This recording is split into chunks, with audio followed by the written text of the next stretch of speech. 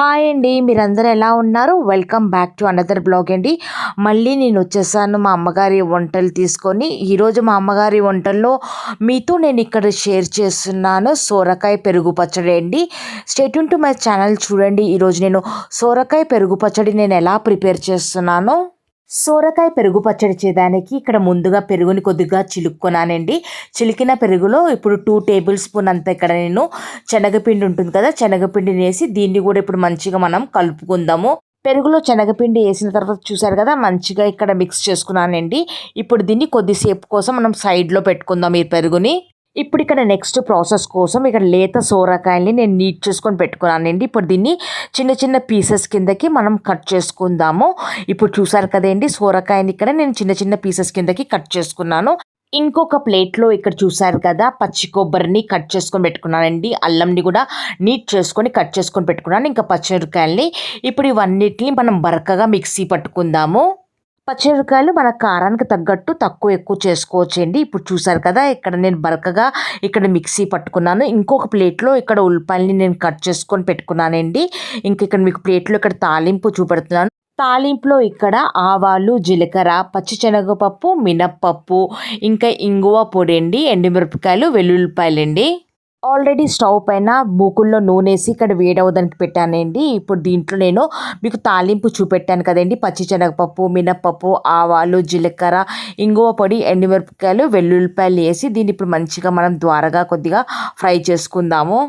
ఇప్పుడు ఇక్కడ చూసారు కదండి, తాలింపు మంచిగా ఇక్కడ ఫ్రై అయిపోయింది.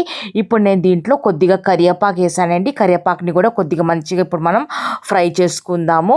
కరివేపాకు మంచిగా కొద్దిగా ఫ్రై అయిపోయిన తర్వాత ఇప్పుడు నేను ఆల్రెడీ ఆనియన్స్ని కట్ చేసుకుని పెట్టుకున్నాను కదా, ఇప్పుడు మనం దీంట్లో ఉల్లిపాయలు వేసుకొని ఉల్లిపాయని కొద్దిగా ట్రాన్స్పరెంట్ అయ్యేంత వరకు మనం దీన్ని ఫ్రై చేసుకుందామండి. ఇప్పుడు ఇక్కడ చూసారు కదా, ఉల్లిపాయలు మంచిగా ట్రాన్స్పరెంట్గా ఫ్రై అయిపోయిన తర్వాత ఇప్పుడు నేను దీంట్లో పసుపు ఇంకా ఉప్పు వేసానండి. ఉప్పు మన రుచికి తగ్గట్టు తక్కువ ఎక్కువ చేసుకోవచ్చు. కొద్దిగా పసుపు పచ్చివాసన పోయేంత వరకు దీన్ని కూడా మంచిగా మనం ఇప్పుడు కలుపుకుందామండి. ఇప్పుడు ఈ తాలింపులో ఆల్రెడీ మనం ఇక్కడ పచ్చి కొబ్బరి, అల్లం, ఇంకా పచ్చిమిరపకాయలని మిక్సీ పట్టుకొని పెట్టుకున్నాను కదండి, అదే ఇప్పుడు నేను దీంట్లో వేస్తున్నాను. వేసిన తర్వాత దీన్ని ఇప్పుడు మంచిగా మనం కొద్దిగా ఒక 2 మినిట్స్ వరకు మంచిగా దీన్ని కలుపుకుందామండి. ఇప్పుడు ఇక్కడ మిక్సీ పట్టుకున్న కొబ్బరిని కలుపుతూ ఇక్కడ 2 మినిట్స్ అయిపోయిందండి.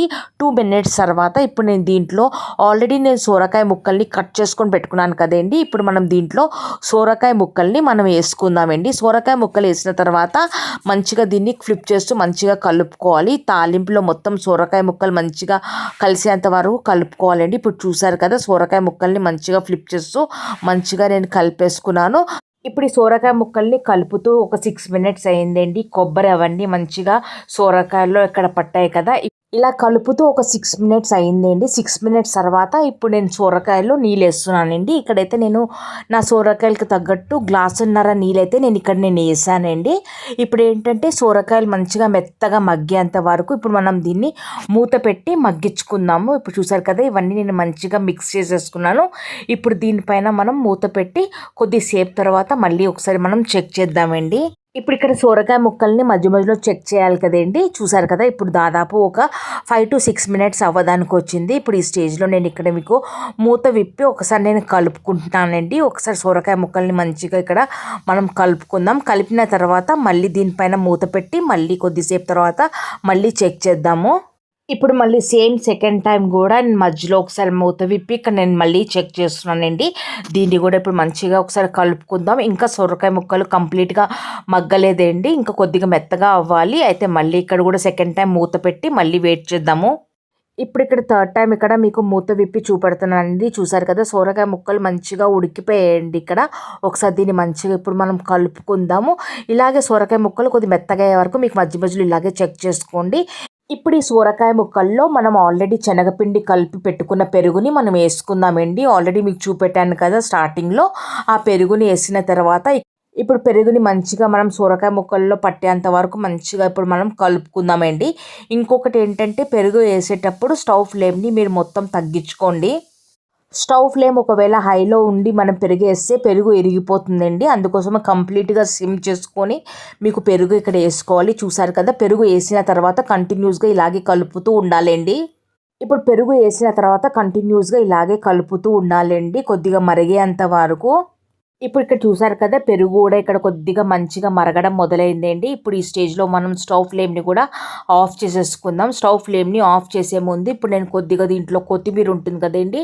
ఇప్పుడు నేను దీంట్లో కొద్దిగా కొత్తిమీర ఏసుకుంటున్నాను. మీరు కూడా ఏంటంటే పెరుగు ఏసిన తర్వాత పెరుగులో ఒక మరుగొచ్చేంత వరకు కంటిన్యూస్‌గా ఇలాగే కలుపుతూ ఉండాలండి. ఒక మరుగు వచ్చిన తర్వాత స్టవ్ ఫ్లేమ్‌ని ఇక్కడ మీరు క్లోజ్ చేసేసుకోవచ్చు. ఇప్పుడు నేను ఇక్కడ స్టవ్ ఫ్లేమ్‌ని ఆఫ్ చేశానండి. స్టవ్ ఫ్లేమ్‌ని ఆఫ్ చేసిన తర్వాత ఒకసారి మంచిగా నేను కలుపుకుంటున్నానండి. ఇదేనండి సమ్మర్ స్పెషల్ మీతో నేను ఇక్కడ షేర్ చేశాను మా అమ్మగారి రెసిపీ సోరకాయ పెరుగు పచ్చడి. ఒకవేళ మీకు ఈ సోరకాయ పెరుగు పచ్చడి రెసిపీ మంచిగా అనిపిస్తే ఫర్దర్‌గా మీ ఫ్యామిలీ, మీ ఫ్రెండ్స్‌కి కూడా మీరు షేర్ చేయండి. ఒకవేళ మా అమ్మగారి రెసిపీ మీకు మంచిగా అనిపిస్తే నా ఛానల్‌కి సబ్స్క్రైబ్ చేసుకోవడం మర్చిపోవద్దండి. Please do like, share and subscribe to my YouTube channel. ఇప్పుడు నా బ్లాగ్‌కి నేను ఇక్కడ ఎండ్ చేస్తున్నానండి. మళ్ళీ మనం కలుద్దాం ఒక లాంగ్ వీడియోలో ఇంకా మినీ బ్లాగ్‌లో. థ్యాంక్ యూ వెరీ మచ్ మీ సపోర్ట్ కోసం అండి. Thank you once again.